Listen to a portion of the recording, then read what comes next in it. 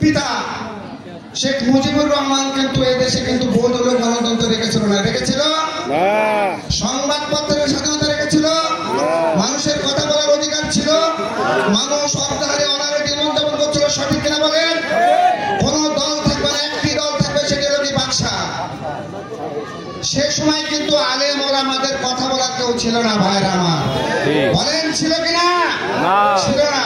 ঠিক সেই মুহূর্তে দেশের ক্রান্তি লগ্নে এই দেশে অনেক নবী রাসূল আসছে কিনা বলেন? কিন্তু আমাদের শেষ নবী হযরত মুহাম্মদ সাল্লাল্লাহু আলাইহি ওয়াসাল্লামের পথের কোন কাছে আসছে না, কিন্তু যুগে যুগে মহামানব কিন্তু দেশে জন্মগ্রহণ করেছে, সঠিক কিনা বলেন?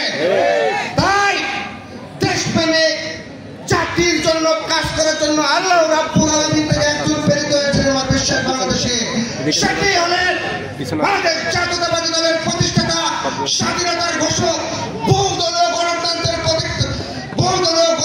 প্রবক্তা শহীদ প্রেসিডেন্ট জিয়াউর রহমান। কি জন্য এই কথাটি বললাম ভাইরা আমার? আমরা কি জন্য এই কথাটি বললাম? আমরা স্বাধীনতার পর দেখলাম আলেমদের সকল কথা বন্ধ করে দেওয়া হয়েছে। প্রেসিডেন্ট জিয়াউর রহমান ছিলেন দেশপ্রেমিক, যেমন তেমনি হলেন ইসলামিক চিন্তাবিদ। উনি সাধারণ আলেমদের মুখের দিকে তাকিয়ে নিজের ঘরে বসে থেকে দল যখন গঠন করার সময় এসেছিল, ঠিক সে সময় জামায়াত ইসলাম সংগঠনকে উনি রাজনীতি করার জন্য হুকুম দিয়েছিলেন, সঠিক কিনা বলেন? তার সিদ্ধান্ত সঠিক ছিল। সেই সময় যে সকল আলেম ছিল, অর্থাৎ আমিও শ্রদ্ধা করি, বাংলাদেশের 18 কোটি মানুষ যার জন্য আত্মনাদ করছেন, সে পাখিটির নাম কি? কোরআনের পাখি নাম কি? দেলোয়ার হোসেন সাঈদী সাহেব।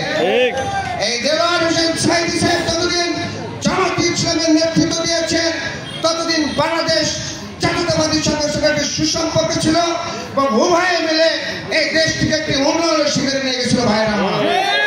কিন্তু তারপর কি লক্ষ্য করলাম? এই ফ্যাসিস্ট দোসর শেখ হাসিনা যখন এসেছিল, এদেশে ভালো ভালো অনেক জামাতের নেতাকে নিহত করলো বিচারের মাধ্যমে, মিথ্যা বিচারের মাধ্যমে। অথচ আমরা কি লক্ষ্য করি?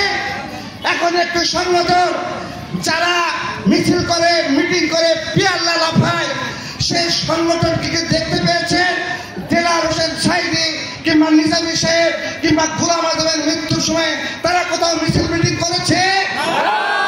তারা বুঝে দেখেন, তারা নিজেরাই চেয়েছিল এদের পতন হোক। তার মানে তারা নিজেকে নিয়ে ভাবে বেশি ভাইরা আমার। তাই বলতে চাই, এই একটি সংগঠন যাদের বিরুদ্ধে আমরা কথা বলতে চাই না, শুধু বলতে চাই মুনাফিক। কারণ যারা রাত্রে একটি কথা বলে, সকালে একটি কথা বলে। 18 সালের নির্বাচনে ডক্টর শফিকুল ইসলাম শেখ ধানের শীষে ভোট করেছে। সে সময় শেখ হাসিনার আমলে, সেই সময় যখন মৃত্যুর সঙ্গে পাঞ্জা হচ্ছিলেন খালেদা জিয়া, তাকে নমিনেশন দিয়েছিল। সেই নমিনেশনের সময় ধানের শীষ দিয়েছিলেন। সেই সময় খালেদা জিয়ার প্রশংসা করলেন, জিয়াউর রহমানের প্রশংসা করলেন, তারেক রহমানের প্রশংসা করলেন। এখন এসে যখন সিট ভাগাভাগির সময়, তখন এসে বলেন বিএনপি খারাপ, বিএনপি খারাপ, বিএনপি খারাপ। অর্থাৎ সুদিনে আপনি থাকবেন, দুর্দিনে আপনি থাকবেন না। ভাগলার সময় 10টি লোক, অথচ প্যাকেট 7 তাহলে কি হবে? তাই বলতে চাই, এই সংগঠনটির বিরুদ্ধে আপনাদের চোখ রাখতে হবে। সামনে যে নির্বাচন আছে, অনেক রকম নাটক করার চেষ্টা করবে। আমি শুনছি তারা নাকি বাড়ি বাড়ি গিয়ে জান্নাতের টিকিট বিক্রি করছে। বলুন ভাইরা, আপনারা কোন হাদিস কোরআন কোথাও কি পড়েছেন যে এই জামাত ইসলামে ভোট দিলে জেহেজের টিকিট পাওয়া যায়? কোথাও কি পড়েছেন? ইসলাম ধর্মে পড়েছেন? হাদিসে কোথাও দেখেছেন? কোরআন শরীফে কোথাও উল্লেখ আছে? তাহলে যদি কোরআন শরীফে নাই, যদি হাদিসে নাই, সেই কথাটি যদি বলে তারা মুনাফিক কিনা বলে? ওরা ইসরায়েলের সাপোর্টার কিনা বলে? ওরা ইহুদি কিনা বলে? ওরা নাসরাত কিনা বলে? তাই আমি আপনাদেরকে দূরত্ব আহ্বান রাখবো, এই দলটির বিরুদ্ধে সজাগ থাকতে হবে। মা বোনদেরকেও বিশেষটা বুঝিয়ে বলতে হবে, কারণ আমাদের ইসলাম ধর্মে আছে কালেমা, নামাজ, রোজা, হজ, যাকাত, তাই কিনা? ছোট অবস্থায় আমরা কালেমা শিখবো, কোরআন শরীফ শিখবো, নামাজ পড়বো, রোজা থাকবো, যাকাত দিব, এগুলো হলো আমাদের কাজ। আমি দেখতে চাই তারেক রহমান যে কথাটি বলেছে, মানুষের পাশে থাকতে হবে, মানুষের আস্থা অর্জন করতে হবে।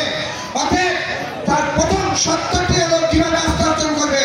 প্রথমে আপনাকে ইসলামিক চিন্তায়, ইসলামী আদর্শে আদর্শিত হতে হবে, অর্থাৎ নামাজি লোককে সবাই পছন্দ করে। আপনারা কথা দেন, আপনারা যারা নামাজ পড়েন, যারা নামাজ পড়েন না আগামীকাল থেকে নামাজ শুরু করবেন কিনা বলেন। আপনাদের নামাজ দেখবে, চলাফেরা দেখবে, কথা বলা দেখবে, সমাজের উন্নয়নমূলক কর্মকাণ্ড দেখবে, তাহলে দেখবেন সাধারণ মানুষ আপনাদের আস্থা পাবে, সাধারণ মানুষের পাশে দাঁড়াবেন, আমাদের গরিব দুঃখীর পাশে দাঁড়াবেন, আমাদের যে সকল স্কুল কলেজ মাদ্রাসা অবহেলিত ছেলের পাশে দাঁড়াবেন। এই উদাত্ত আহ্বান আপনাদের প্রতি রাখছি। কারণ তারেক রহমান বলেছেন, ষড়যন্ত্র হয়নি শেষ, সজাগ থাকো বাংলাদেশ। কথা বলেছেন না? আপনাদেরকে সজাগ থাকার জন্য উদাত্ত আহ্বান রাখছে। আবার কি বলেছেন? সকল ভেদাভেদ বলে সকলকে ঐক্যবদ্ধ থাকতে হবে, বলেছে কিনা বলেন।